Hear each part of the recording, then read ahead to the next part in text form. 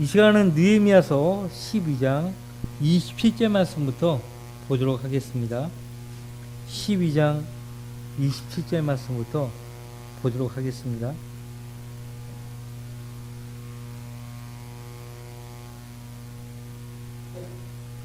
자, 12장 21절 말씀 보면 이제 예루살렘 성벽 건축이 완공이 된 다음에 성벽을 하나님께 봉헌하는 의식을 치릅니다. 봉헌식이라고 표현 성경에 나오죠. 봉헌식. 예루살렘 성벽의 봉헌식에 그들의 모든 처소에서 레인들을 찾아 예루살렘으로 데려가서 기쁨으로 감사와 노래로 신발지와 소이터리와 하프로 봉헌식을 가졌더라. 27절 말씀에서 뭔가 이상한 점을 찾아보세요. 이상한 점을 찾아보십시오. 뭐가 이상하죠? 레인들을 찾았다라고 하죠. 레인들이 있어야 될 곳이 어디예요? 원래 성전이에요. 성전 안에 있어야 되는 거예요. 근데 지금 백성들이 그 레인들을 찾아와야 돼요. 왜 그럴까요? 레인들이 자기 몫을 위해서요, 어디에 가서 일을 하고 있었던 거죠. 13장에 보면 나와요. 레인들을 백성들이 찾아와야 하는 것입니다. 어쨌든 데려왔어요. 그리고 기쁨으로 감사와 노래로 신발지와 솔터리와 하프로 봉헌식을 가졌습니다. 얼마나 기뻤겠습니까? 그리고 28절 말씀에 노래하는 자들의 아들들이 예루살렘 주변의 평지 지방과 느토바딘의 마을들에서 함께 모여서 갔으며 들갈의 집과 게바와 아스마의 들에도 갔으니 노래하는 자들이 그들에게 예루살렘 주위의 마을들을 세워 주었더라. 제사장들과 레인들은 자신들을 정결케 하고 백성들과 성문들과 성벽을 정결케 하니라. 성문들, 성벽, 백성들 다 정결케 했습니다. 우리가 이제 하나님께 다가서기 전에는, 다가서는 우리 모두가 다 깨끗하게 해야 될 필요가 있습니다. 하다못해 예배 드리는 이 경배의 처소도 깨끗하게 청소를 하죠. 소지하죠. 그것이 예배를 준비하는 것이에요. 가장 중요한 부분은 경배 드리는 자의 마음이에요. 이 마음을 깨끗하게 하지 않으면 안 됩니다. 최소한 예배 드리기 전에, 여러분이 집에서 나오기 전에 이미 여러분은 주님의 은혜로 마음이 흥분된 상태가 되어야 합니다. 근데 대체적으로 그렇게 되지 않죠. 기계적으로 예배에 참여하죠. 어쨌든 순종을 하겠다는 것이니까 여기 와서도 마음의 준비를 하는 거죠. 기도를 해서 찬신한 정직하고 선한 마음으로 하나님께 다가설 수 있도록 마음을 예비해야 합니다. 제일 먼저 이 예식을 인도하는 제사장들과 레인들이요, 먼저 자신들을 정결케 했다라고 말합니다. 이것이 정결의 직분이에요. 정결의 직분. 이 정결의 직분에 대해서 언급을 하고 있어요. 정결의 직분. 그러니까 먼저 백성들로부터 예물을 받고 하나님께 백성들을 인도하기 전에 먼저 제사장들과 레인들은요, 먼저 자신들을 정결케 해야 되는 거죠. 제일 먼저 솔선수범을 해야 한다니까요. 이것이 안 되면 곤란합니다. 이것이 이제 45절 말씀이 나와요. 45절에 보면 또 노래하는 자들과 문지기들은 모두 다윗과 그의 아들 솔로몬의 명령에 따라 그들의 하나님의 직분과 정결의 직분을 지켰더라라고 했어요. 그들의 하나님의 직분, 그들이 하나님께 받은 직분이 있고요. 그 직분이 정결의 직분입니다. 본인들 스스로가 깨끗하게 되어야 하고, 또 백성들이 재물들을 가지고 하나님 앞에 나올 때 그 바치는 백성과 또 그들의 재물들이 흠없이 하나님께 드려지는 것인가, 그것을 점검하는 거예요. 그것이 정결의 직분입니다. 자, 다시 돌아옵시다. 다시 돌아와서 31절 말씀 보시면, 그때 내가 유다의 고관들을 성벽 위로 데려가서 감사를 드리는 2개의 큰 모리로 그들을 정하고, 그 중 한 모리로는 성벽이 오른편에서 똥문 쪽으로 가게 하니, 그들 뒤로 호사야와 유다 고관의 절반이 따라가고, 또 아사랴와 에스라와 무슬람과 유다와 베냐민과 스마야와 예레미야와 나팔을 든 제사장들의 아들들 중 몇 명, 즉 아삽의 6대손, 사콜의 5대손, 미카야의 현손, 마타냐의 증손, 스마야의 손자 요나단의 아들 스카레와 그의 형제들 스마야와, 자, 스마야가 몇 명이 나와요? 3명이나 나오죠. 그런데 그 뒤에서 42절에도 스마야가 나옵니다. 근데 이 스마야가 12장 6절에도 나왔고요, 18절에도 나와요. 그러니까 같은 이름이지만 사람들은 다른 거죠. 그러니까 동명이인들이 몇 명이에요 지금? 하나, 둘, 셋, 넷, 다섯, 여섯 명이나 나와요 12장에서. 이름은 같지만 전혀 다른 사람들이라는 것이에요. 자, 계속 봅시다. 36절, 그의 형제들 스마야와 아사라엘, 길랄레, 마에, 느다니엘과 유다와 하나니가 따라가니 모두 하나님의 사람 다윗의 악기를 들었으며 서기한 에스라가 그들의 앞서 가더라. 자, 지난주에도 이야기했죠. 모세, 다윗, 디모데까지. 항상 하나님을 섬기는 사람은 하나님의 사람이라는 말을 들어야 합니다. 네, 하나님의 사람. 구약에서 하나님의 사람은 하나님의 말씀을 누군가에게 전달하는 사람이에요. 신약에서는 하나님의 사람이 그 이상의 의미를 갖습니다. 그 이상의 의미를 갖고요, 정말 하나님의 종이죠. 하나님의 종. 하나님의 종이 하나님의 사람이에요.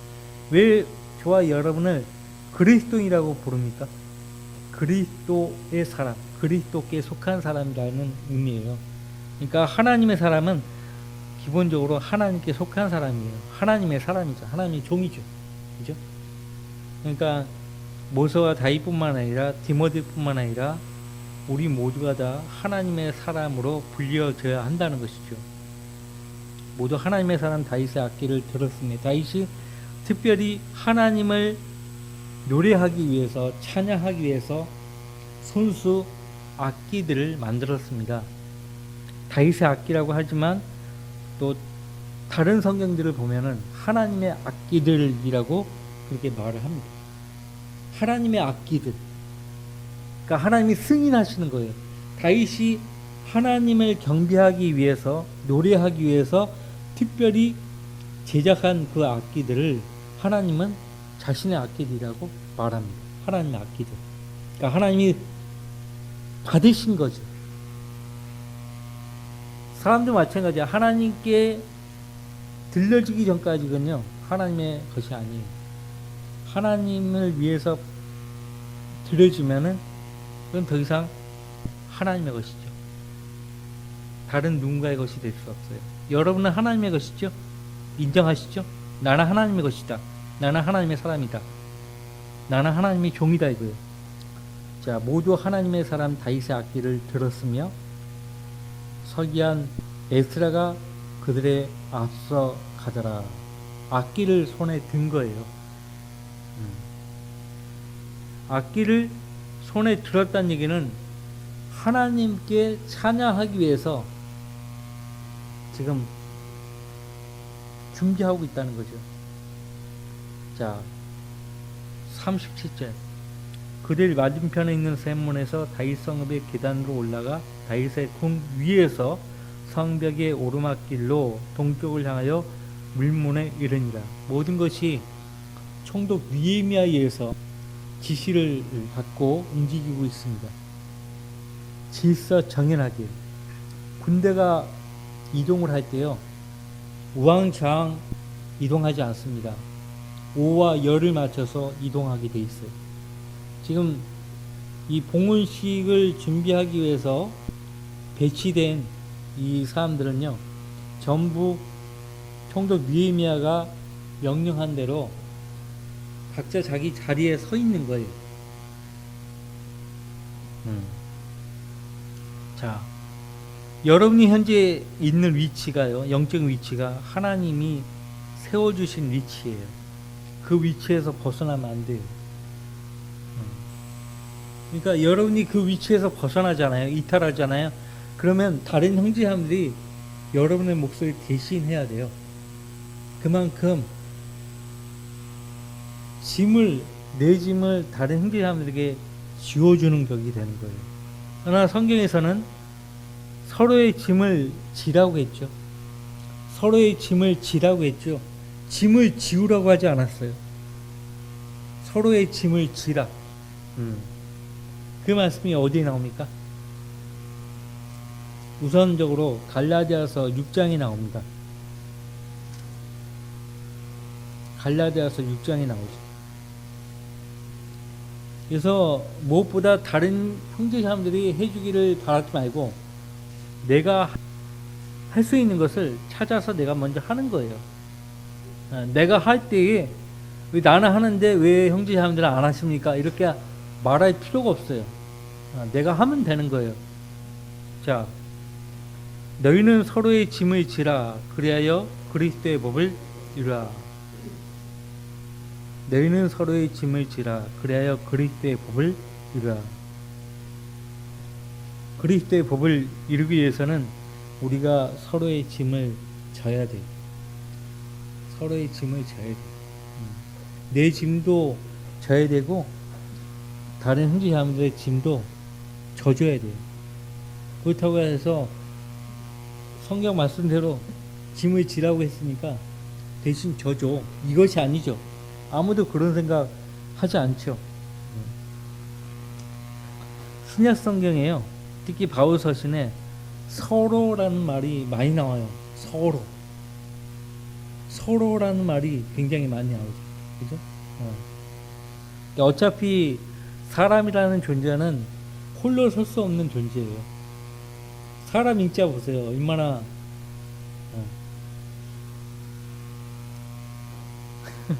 기대고 있잖아요.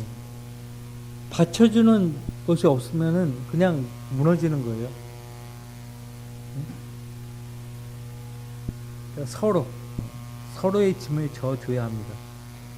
지금 느헤미야 총독의 지시에 따라 백성들 각자는요, 자기 지정된 위치에 서서 봉헌식에 임하고 있어요. 이것이 예배를 드리는 성도의 올바른 자세라고 봅니다. 자, 38절.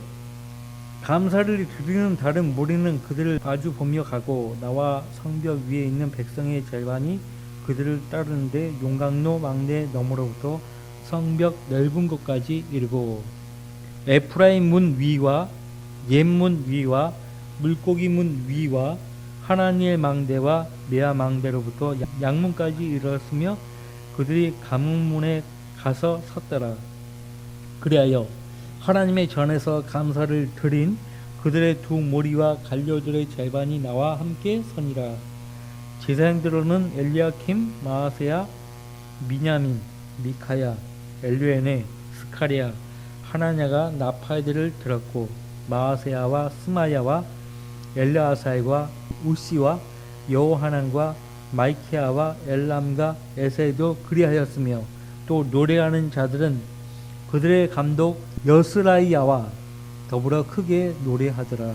그날 그들이 또한 큰 희생제를 드리고 즐거워하였으니 이는 하나님께서 큰 기쁨으로 그들을 즐겁게 하셨음이더라.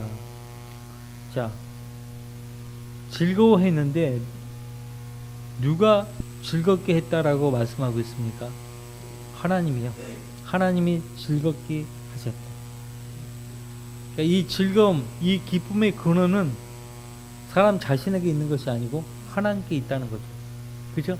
하나님이 그분의 거룩한 영으로 우리 안에 내주에 계시고요. 내주에 계신 성령께서 우리 자신을 기뻐하시면 우리에게 즐거움을 주시는 거예요. 우리를 즐겁게 하시는 거라고요. 때때로 즐거움이 없을 수 있어요. 하지만 나는 주님을 섬겨야하는 입장에 서 있는 거예요. 그죠?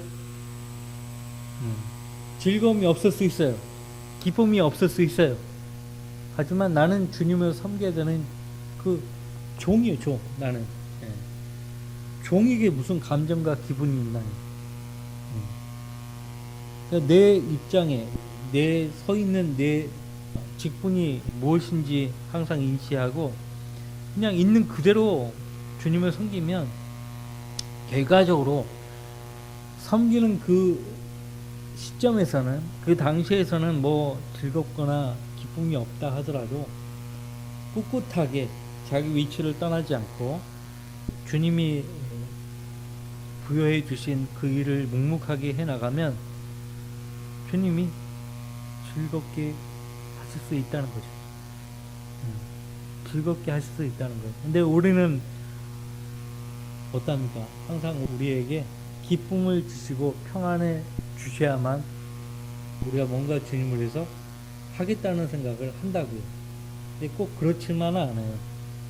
하나님이 기쁨과 평안을 주셔야만 우리가 움직인다? 꼭 그렇지는 않아요. 성경의 모든 하나님이 쓰시는 사람들을 보면 꼭 그렇지가 않아요. 욥은 욥기에서요, 밤에 나에게 노를 주신 분이라고 말합니다. 하나님께서 밤에 나에게 노를 주신다. 그런데 아픈 사람은 언제 많이 아플까요? 밤이 되면 병원에 있어 보신 적 알 거예요. 밤이 되면 막 통증으로 막 치는 소리가 들립니다. 이 병시 저 병실에서 밤잠을 이루지를 못하는 거야. 아파서. 근데 그 밤새 잠 못 자고 통증으로 괴로워하던 그 환자들은 언제 잠이 드는가? 새벽이 이게 동투일 때 그때부터 이제 잠이 드는 거예요. 밤새 이제 고통으로 잠을 이루지 못했던 거죠.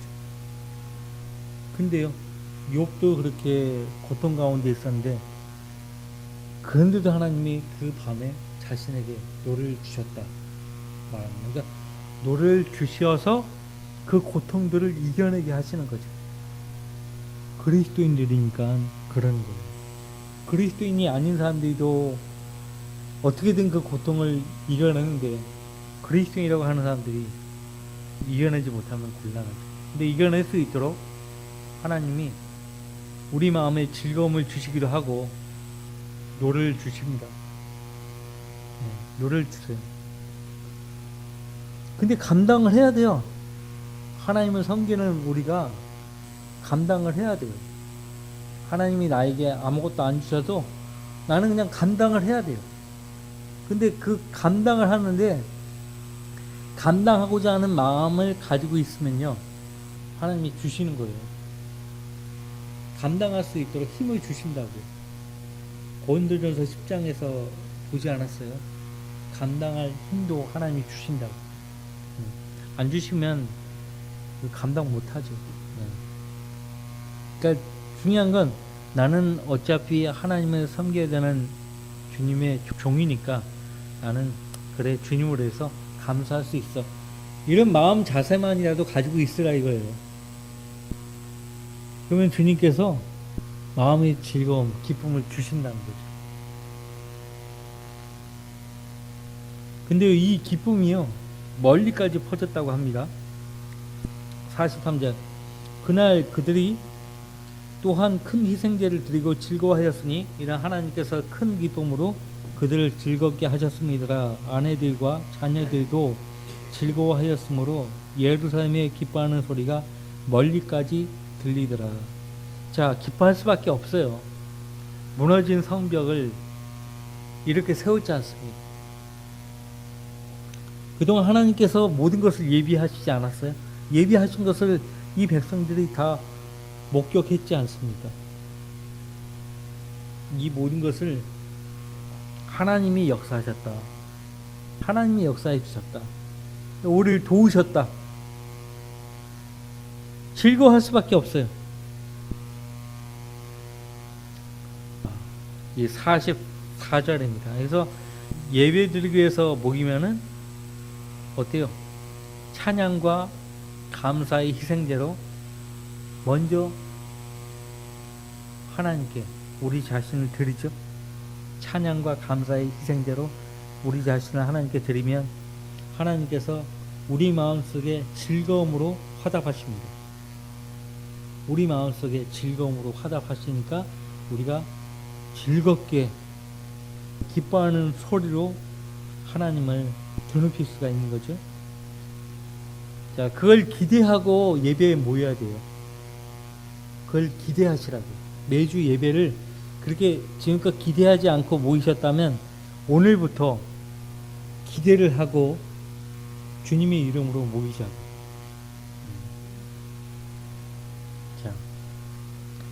자, 여러분의 교회가 매주 기다려지는 교회가 되어야 돼요. 별로 기다려지지가 않아요. 가고 싶지가 않아. 이러면 이제 곤란하죠. 44절. 그때의 보물들과 재물들과 천 예매들과 12조들을 위한 방들을 관리하도록 사람들을 몇 명 임명하여 제사장들과 레인들을 위하여 율법으로 정한 몫을 성읍들의 들에서 그들에게로 모으게 하였으니 이는 유다가 섬기는 제사장들과 레인들로 인하여 즐거워하였기 때문이더라. 즐거움이 계속 나오죠. 또 노래하는 자들과 문지기들은 모두 다윗과 그의 아들 솔로몬의 명령에 따라 그들의 하나님의 직분과 정결의 직분을 지켰더라. 여러분들도 구원받은 하나님의 자녀라면 예의 없어요. 고린도후서 5장 말씀에 따르면 화해의 직분을 받은 거예요. 화해의 직분. 자, 구원받지 못한 죄인들은 하나님과 어떤 관계에 있는 거예요? 원수예요, 원수. 그 원수 관계에 있는 그들을 향해서 우리가 어떻게 말해야 합니까? 하나님과 화해하라. 하나님과 화해하라. 근데 하나님이 언제 죄인들에게 화해 신청을 했죠? 어떻게? 예수 그리스도를 화목제물로 바친 거예요. 화목제물. 하나님이 먼저 화목제물로 바친 거예요. 사도 요한은 요한일서 4장에서 우리가 하나님을 사랑한 것이 아니고 하나님께서 먼저 우리를 사랑하셨다. 그 증거로 그의 아들 예수 그리스도를 화목제물로 내어주셨다는 거예요. 화목제물. 이게 화해의 직분이죠. 화해의 직분. 그러니까 이 화해의 직분을 이행하려면 우리가 하나님과 원수관계에 있으면 안 돼요. 육신에 머물러 있으면 하나님과 원수관계가 되는 거예요. 육신적인 사랑과 육신적인 생각 자체가 하나님과 원수가 된다라고 성경 말씀하고 있죠. 그죠? 육신뿐입니까? 세상을 사랑하는 그것도 하나님과 원수가 되는 거예요. 너희 가늠하는 남자들과 너희 가늠하는 여자들아, 세상을 사랑하는 것이 하나님과 원수되는 것임을 알지 못하느냐? 그렇게 말하고 있잖아요. 화해의 직분을 온전히 이행하려면 하나님과 온전한 관계를 계속 영위해야 된다는 거예요. 자, 46절. 다윗과 아삽의 때에는 노래하는 자들의 우두머리와 하나님께 드리는 찬양과 감사의 노래들이 있었더라. 아삽의 시가 시편에 나오죠. 아삽의 시. 이 아삽은 악장입니다. 악장이라는 얘기는 지휘자를 얘기하는 거예요. 찬양대를 지휘하는 거예요. 그 악기들을 다루는 자들을 지휘하는 사람이 악장인데 아삽이 아삽. 옛 아삽의 때에는 노래하는 사람들의 우두머리와 하나님께 드리는 찬양과 감사의 노래들이 있었더라. 수르바벨과 느헤미야의 때에는 온 이스라엘이 노래하는 자들과 문지기들에게 매일 그의 몫을 주고 거룩한 것들을 성결케 하여 레위인들에게 주었으며 레위인들은 그것들을 성결케 하여 아론의 자손에게 주었더라. 자, 이 설교를 듣는 어떤 사람들은 저를 이상하게 생각하려는지 모르겠지만 오늘날 말씀이 없는 교회들은 어디에 치중을 하냐? 성가대에 치중을 해요. 거기에 그냥 교회 재정의 거의 다수를 거기다 쏟아 부어요. 내가 아는 어떤 교회는요, 지휘자를 외부에서 영입을 해요. 지휘자뿐이에요. 피아노 반주자뿐만 아니라 심지어는 성가대원들까지도 외부에서 영입을 해요. 그러니까 전문가들, 소프라노, 테너, 알토 이런 사람들까지 전부. 교회는 크고 교인 수는 많은데 재능이 있는 사람들이 없다 보니까 외부에서 영입을 해가지고 지휘자, 또 성가대, 찬송가 반주, 또 악기 다루는 사람들까지 전부 영입을 하는 거예요. 대형 교회들 같은 경우는 그런 식으로 영입을 해요. 그리고 영입을 하면 그 다 월급 줘야 돼요. 계약을 맺고 그렇게 한다니까요. 근데 하나님은요, 노래를 못 불러도, 악기를 못 달아도 그 교회에 속한 성도들로부터 찬양을 받기를 원하세요. 좀 못 부르면 어때요? 응?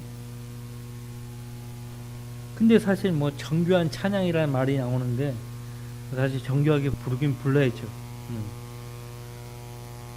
이제 그렇게까지 교회 안에서 못 찾으니까 외부에서 돈 주고 영입을 해야 될 정도로 해야 될 것은 아니죠. 그죠? 자, 근데 다윗은요, 그 백성들을, 그 레위인들을요, 따로 목소리 지어주고 계속 훈련케 했어요. 방을 주고 계속 훈련을 하는 거예요. 노래 연습을 시키고 악기들 연습을 시키고 그렇게 정교하게 하나님께 찬양으로 영광 돌릴 수 있도록 했단 말이죠. 근데 그럴 필요가 있긴 해요. 그럴 필요가 있긴 합니다.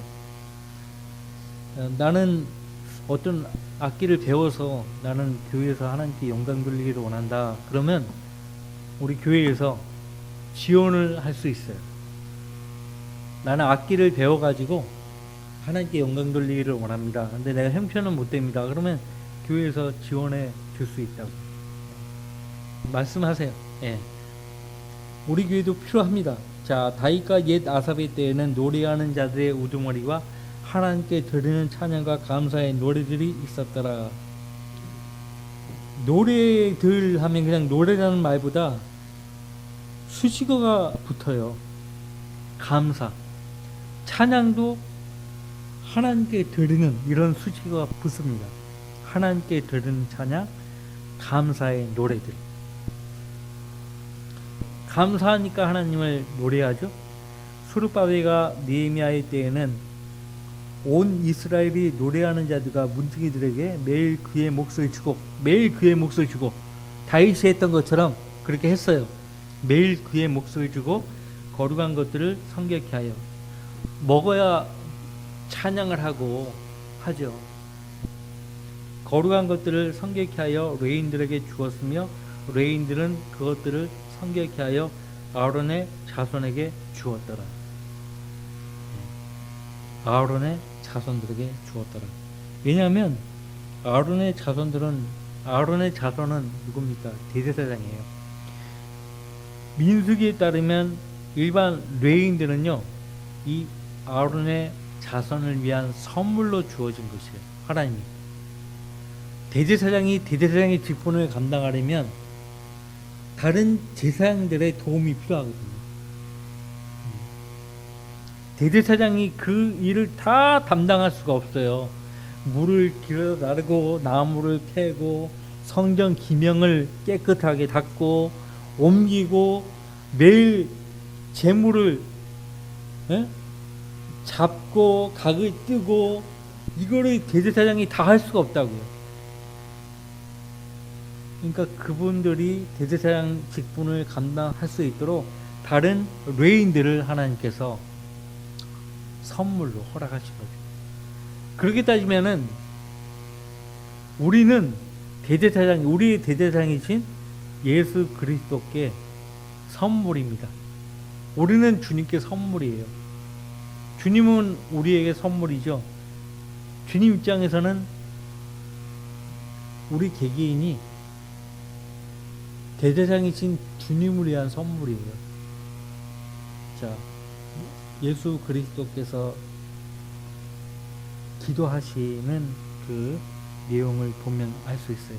요한복음 17장입니다. 거기 보시면요, 아버지께서 주셨다는 말씀을 하십니다.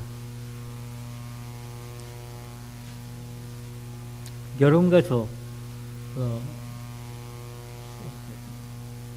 저를요, 예수님을 믿어서 구원받은 여러분과 제가 예수 그리스도 그분에게 아버지 하나님이 주신 선물이라고 그렇게 말씀하십니다. 선물이라는 표현은 쓰지 않아요. 근데 주셨다는 말씀이 나와요. 주셨다는 말씀. 요한복음 17장 6절 보세요.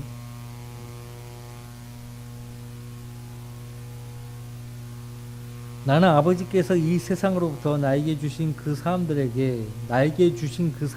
나오죠. 아버지의 이름을 나타내 보였나이다. 1차적으로는 사도들이에요. 12제자들. 그들은 아버지의 사람들이었는데 아버지께서 나에게 주셨으며 그들은 아버지의 말씀을 지켰나이다. 자, 아버지의 사람들이었는데 아버지께서 나에게 주셨으며, 주셨다는 얘기는 뭐예요? 선물이죠. 선물. 그러니까 대제사장, 그러니까 아론의 아들들을 위해서 레인들을 선물로 주신 것처럼 이 교회 시대 때 예수님을 믿어서 하는 자녀가 된 모든 그리스도인들을 하나님께서는 예수 그리스도, 대제사장이신 예수 그리스도께 선물로 주신 거예요. 그 말은 뭐냐면, 대제사장을 위해서 일반 제사장들이 대제사장들을 도왔던 것처럼 대제사장이신 예수 그리스도를 우리가 도와야 한다는 거예요. 동역자들로서 도와야 한다는 것입니다. 이것이 우리의 위치예요. 우리는 대제사장이신 예수 그리스도를 돕고 있는가? 그것을 유념해야 합니다. 그래서요, 예수님이 이렇게 기도하십니다. 내가 그들을 위하여 기도하나이다. 나는 세상을 위하여는 기도하지 아니하고 다만 아버지께서 내게 주신 자들을 위하여 기도하나이다. 이는 그들이 아버지의 사람들이기 때문입니다. 주님은 세상으로 해서 기도하신 적이 없어요. 세상, 이 세상이란 말 속에요, 두 가지 의미가 있습니다. 사람들이라는 의미가 있고요, 조직이라는 의미가 있어요. 마귀가 이 세상 신이라고 고린도후서 4장에서 말을 하고 있는데, 마귀가 이 세상 신으로 있는 이 세상 사람들, 그들을 위해서는 기도하지 않는다는 거예요. 그래서 구원받은 성도들, 또 교회는 세상을 위해서 기도하는 거 아니에요. 월드컵 승리를 위해서 기도한다. 말도 안 되는 거예요. 엑스포 성공적인 하여튼 여러 가지 이유를 갖다 대면서 기도한다. 그런단 말이에요. 프랜카드를 내걸어요. 교회에서, 교회들에서. 또 세상으로 해서 기도한다는 거거든요. 근데 예수님은 세상을 위하여는 기도하지 아니한다고. 주님은요, 기도한 것이 아니라 실제 자기 몸을 드리기 위해서 이 세상에 오신 거예요. 그리고 그 일을 하고 가신 거예요. 세상으로 해서 할 수 있는 건 다 하시고 가신 거예요. 더 이상 세상으로 해서 할 수 있는 것은 아무것도 없어요. 한 가지 남아있다면 이 세상으로 다시 오셔야 되는 것, 그 한 가지 남았어요. 세상으로 해서 주님은 하실 수 있는 거 다 하셨어요. 다 하셨다니까. 세상을 위해서 마땅히 해야 할 일이 뭐겠어요? 그들을 구원하는 거죠. 그 구원하신 일을 끝내 놓으셨잖아요. 자, 보세요. 다시 오셔가지고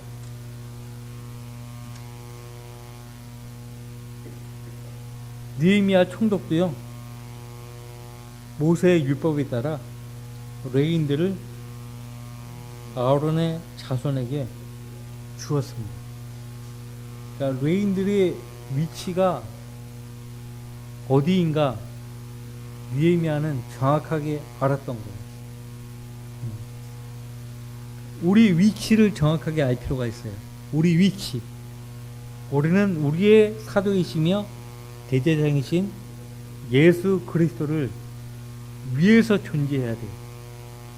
그분을 위해서 아버지 하나님이 허락하신 사람들이, 아버지의 사람들이, 그것을 잊지 말아야 하는 것입니다. 그것이 우리 존재의 의미예요. 나는 왜 있어요? 누구를 위해 있는 거예요? 나 자신을 위해서 있는 것이 아니고 예수 그리스도를 위해서 있는 겁니다. 사실 주님은 나를 위해서 그분의 모든 것을 주신 분이에요. 그러니까 나 역시 주님을 해서 드리지 않을 것이 없죠. 그렇잖아요. 드리지 않을 것이 없어요. 드려야 되는 거죠. 사실 우리가 드리지 않아서 그렇죠. 우리가 드리면 주님께서 우리를 통해서 일을 하시는 거예요. 넘치게. 드리지 않아서 그래요. 드리면 주님이 하시는 거예요. 그냥. 드리면. 기꺼이 드리면 주님이 하신다. 그것이 간증이죠. 그러니까 나는 간증을 해야 돼. 드러내야 돼. 이런 것이 아니에요. 자연스럽게 난 주님의 것이고 주님께 기꺼이 내 현재 위치에서 할 수 있는 것을 주님을 해서 하면 주님이 나를 통해서 일을 하시는 거죠. 자, 다 같이 기도합시다.